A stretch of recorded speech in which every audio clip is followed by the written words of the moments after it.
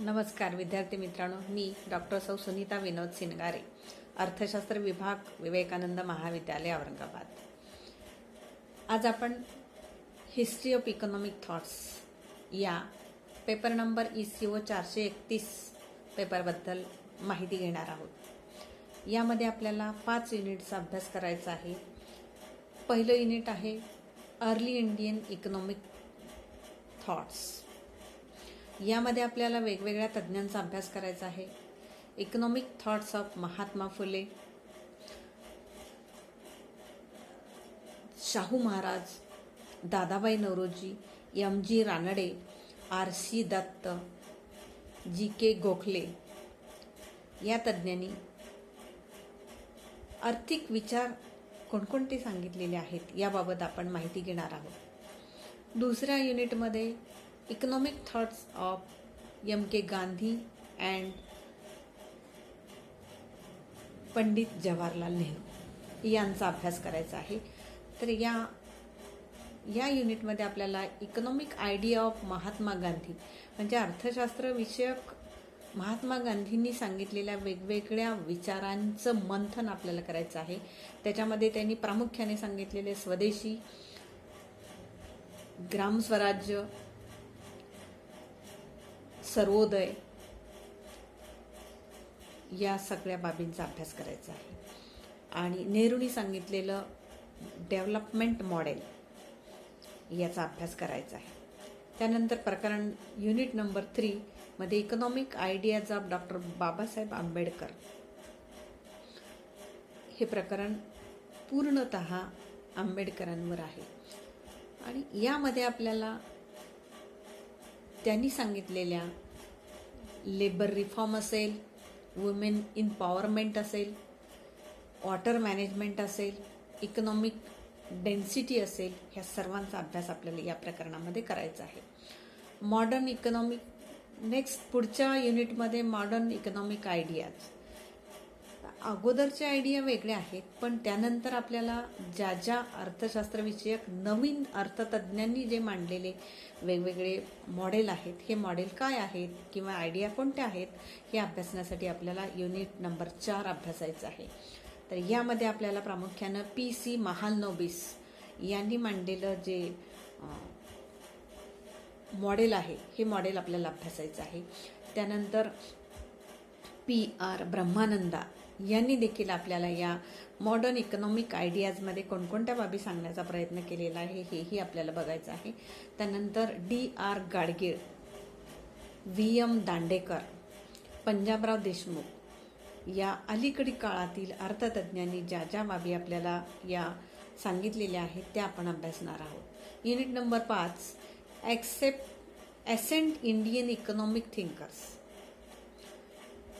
म्हणजे अगदी अलीकडच्या काळामध्ये सांगितलेले विचार कोणाचे आपल्याला अभ्यासायचे आहे. त्यापैकी AK सेन,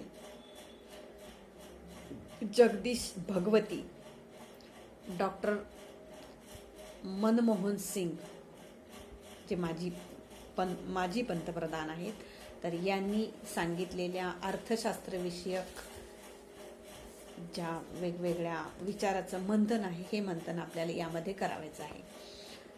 तर आपण आजच्या लेक्चरमध्ये आपण सुरू करूया की अर्ली इंडियन इकॉनॉमिक जे थॉट्स आहेत यामध्ये आपल्याला सर्वप्रथम महात्मा ज्योतिराव फुले यांनी आपल्याला कोणत्या बाबी सांगितलेल्या आहेत हे आपण बघूया.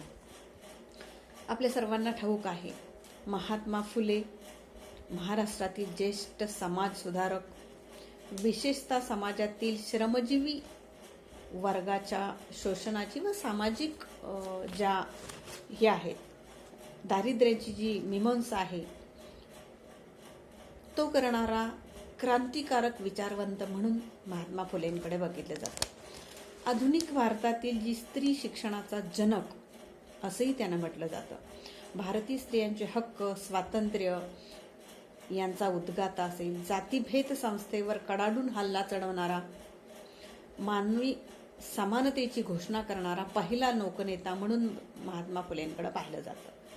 महाराष्ट्रात नव्हे तर संपूर्ण भारतात फुले परिचित आहे. अशा या महात्मा फुलेंनी आपल्याला अर्थशास्त्राविषयी कोणकोणत्या गोष्टी आपल्याला सांगितलेल्या आहेत तर हे आपण बघणार आहोत, जेणेकरून आपल्याला मागील विचारांचं मंथन कशा पद्धतीनं करता येईल हे आपण अवलोकन करूया. आपल्याला माहिती आहे की 1947ला आपला भारत स्वतंत्र झाला आणि स्वातंत्र्यापूर्वी जी अवस्था होती, अवस्था म्हणजे काय तर शैक्षणिक अवस्था, तर शैक्षणिक अवस्था अतिशय बिकट होती. मुलींना तर शिक्षण घेण्यास सक्त मनाई होती. पण अशाही परिस्थितीमध्ये जनतेचा, समाजाचा रोष पत्करून मुलींविषयी असलेली शैक्षणिक तळमळ जागृत करण्याचा प्रयत्न या फुले दाम्पत्यांनी केलेला आपल्याला दिसेल. आणखीन आपल्याला असं सांगता येईल की जेवढं शिक्षण घेता येईल तेवढं ज्योतिरावांनी अगोदर घेतलं. सरकारी नोकरी मिळत असतानाही ती स्वीकारलेली नाही आणि ज्योतिरावांनी जीवनाला जी कलाटणी मिळाली ती कलाटणी आपल्याला सांगता येईल की ते एका ब्राह्मण मित्राच्या लग्नाला गेल्यानंतर त्यांना तिथे मिळालेली जी अपमानास्पद वागणूक होती, ही वागणूक या सामाजिक क्रांतीला कारक ठरली असं म्हटलं तर चुकीचं होणार नाही. आणि 1848च्या ऑगस्ट महिन्यामध्ये पुणे येथे भिडेवाड्यात महात्मा फुलेंनी मुलींची शाळा सुरू केली. ज्योतिराव ब्राह्मणेतर मुली ज्या आहेत त्यांना, म्हणजेच कोणत्या तर शूद्र असेल, महार असेल, मांग असेल, शूद्रादी शूद्र मुली अजिबात शिकत नव्हत्या. आणि पुण्याच्या या सनातनवादी जे होते त्यांनी ज्योतिरावांचे महान कार्य खोडून काढण्याचा प्रयत्न वेगवेगळ्या पद्धतीनं केला. आणि म्हणून ज्योतिरावाच्या विरुद्ध आरडाओरडा जरी केला तरी सुद्धा हिंदू शास्त्राच्या मते स्त्रिया, शूद्र यांना शिकण्याचा अधिकार नव्हता. ज्योतिरावांचे शैक्षणिक कार्य हिंदू धर्मावर रानटी हल्ला आहे असं पुण्यातील ब्राह्मणांना वाटत असे. ज्योतिरावांच्या जातभाईंनी होणाऱ्या परिणामांची कल्पना दिली. मुलींना शिकण्याचे कार्य ज्योतिरावांची पत्नी सावित्रीबाई करत होत्या. पण सावित्रीबाई फुलेंना शाळेत मात्र जाता येत नसे. आणि मग याच्यामध्ये आपल्याला असं दिसतं की अनेक अडचणीचा सामना करून त्यांनी मुलींना शिकवण्याची तयारी दर्शवली. आणि सावित्रीबाईंचे खरे महात्मा ज्योतिबा हे खरेच महात्मा होते असे उद्गार त्यांनी बऱ्याच वेळा काढलेले. ही पहिल्या शाळेनंतर 17 सप्टेंबर 1851 मध्ये रास्तापेठेतील मुलींची दुसरी शाळा, 15 मार्च 1852 रोजी तिसरी शाळा, स्त्री शिक्षण आणि कनिष्ठ वर्गाची कैवारी म्हणून ज्योतिरावांचे नाव महाराष्ट्रामध्ये गाजत होतं. स्त्री शिक्षणासाठी ज्यांनी हे कार्य केले त्याविषयी सरकारकडून त्यांना 200 रुपये किमतीची शाल बक्षीस देण्यात आली. अशा या महात्मा फुलेंनी अनेक शाळांची, स्त्री शिक्षणाची कास धरून अनेक शाळांची उभारणी केली आणि आपल्या पत्नी सावित्रीबाई फुले यांना शिक्षण कार्यामध्ये सामावून घेण्याचा अतिशय मोलाची कामगिरी त्यांनी बजावली. अशा या महात्मा फुलेंचे आर्थिक विचार काय आहेत हे आर्थिक विचार आपण समजावून घेणार आहोत. आपल्याला माहिती आहे भारताचा महान पुत्र आणि आजच्या समाजक्रांतीचा जनक म्हणून महात्मा फुलेकडे पाहिलं जातं. आणि ज्योतिबा हे काही अर्थतज्ज्ञ नव्हते. त्यांनी मांडलेले जे आर्थिक विचार आहेत त्यांचा सुप्रसिद्ध ग्रंथ शेतकऱ्यांचा आसूड यात सापडतात. फुले यांनी शेतकऱ्यांची दैन्यावस्था, भारतीय शेती, शिक्षण, कामगार इत्यादी संबंधी मांडलेल्या विचारांचा आपल्याला अभ्यास करावायचा आहे. आणि हे सगळे विचार एकत्रितपणे आपण केल्यानंतर यालाच आपण महात्मा फुले यांचे आर्थिक विचार असं म्हणणार आहोत. आणि म्हणूनच आपण त्यांनी नक्की कोणत्या गोष्टींचे आपल्याला मार्गदर्शन केलं, कोणत्या गोष्टी कशा असाव्यात याबाबत जी माहिती दिली ती माहिती कोणती हे आपण आता बघणार आहोत. सर्वप्रथम त्यांनी कृषीविषयक विचार सांगितले. आपल्याला माहिती आहे भारत हा कृषीप्रधान देश आहे आणि या कृषी प्रधान देशाचा विचार करताना आपल्याला असं दिसतं की कृषी क्षेत्राविषयी असलेली तळमळ ही अतिशय मोलाची आहे आणि ती कृषी क्षेत्राची तळमळ काय आहे हे आपल्याला बघायचं आहे. आणि राष्ट्राचा विकास हा एकंदरीत त्या काळी कृषी व्यवसायावर आधारितच होता. आणि म्हणून असं दिसतं की आजही भारतातील शेतकरी सुखी समाधानी नाही. तो निसर्गाच्या कृपेवरच जगतो. कर्जबाजारी, दारिद्र्यता कसे तरी जीवन जगत असतो.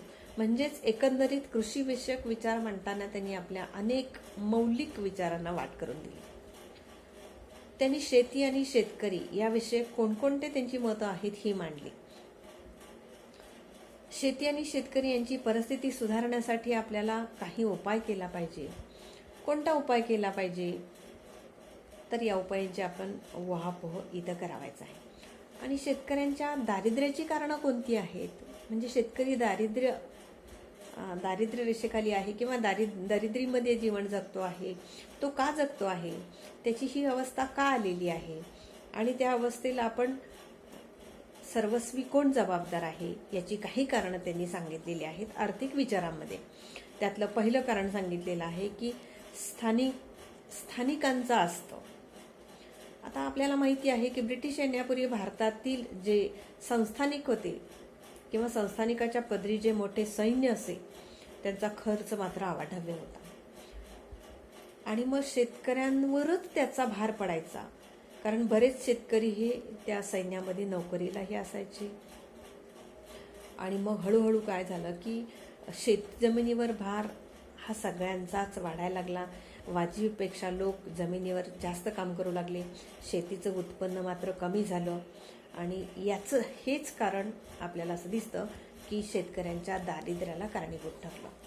त्यानंतर आणखीन कुठलं कारण आपल्याला सांगता येईल तर जमिनीचं विभाजन किंवा तुकडीकरण. आपल्याकडे विभक्त कुटुंब पद्धतीला अधिक प्राधान्य दिलं जातं आणि या विभक्त कुटुंबाच्या वाटपामुळे जमिनीचे लहान लहान तुकडे होतात आणि हे तुकडे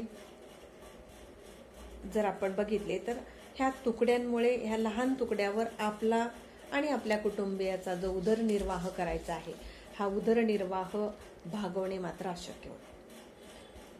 आणि म्हणून कदाचित शेतकरी दारिद्र्य या रेषेमध्ये गंदा जातो.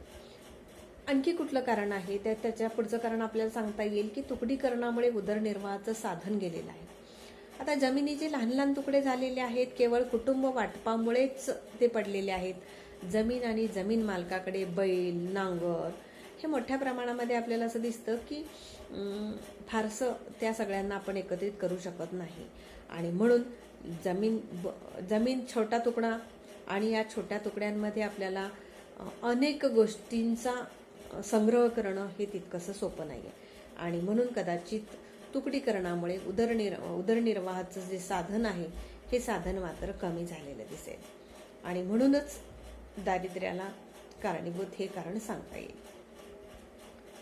त्यानंतर ब्रिटनमधून वस्तूंची केली जाणारी आयात असेल, शेतकऱ्यांचे शोषण असेल, तर या सगळ्या कारणांमुळे आपल्याला असं दिसतं की भारतीय शेतकरी हा दारिद्र्याच्या रेषेमध्ये किंवा दारिद्र्याच्या खाईमध्ये लोटला गेलेला आहे.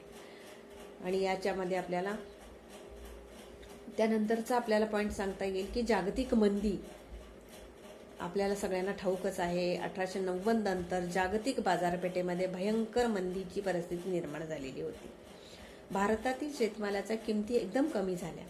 1871 मध्ये ज्वारीच्या पोत्याची किंमत आपण जर पाहिली तर फक्त 3 रुपये होती आणि 1874 मध्ये तीच किंमत पुन्हा 1.25 रुपये एवढी झाली. म्हणजेच शेतकऱ्यांचं एकदम उत्पन्न कमी कसं झालं, परंतु शेतसारा मात्र माफ केलेला नाही.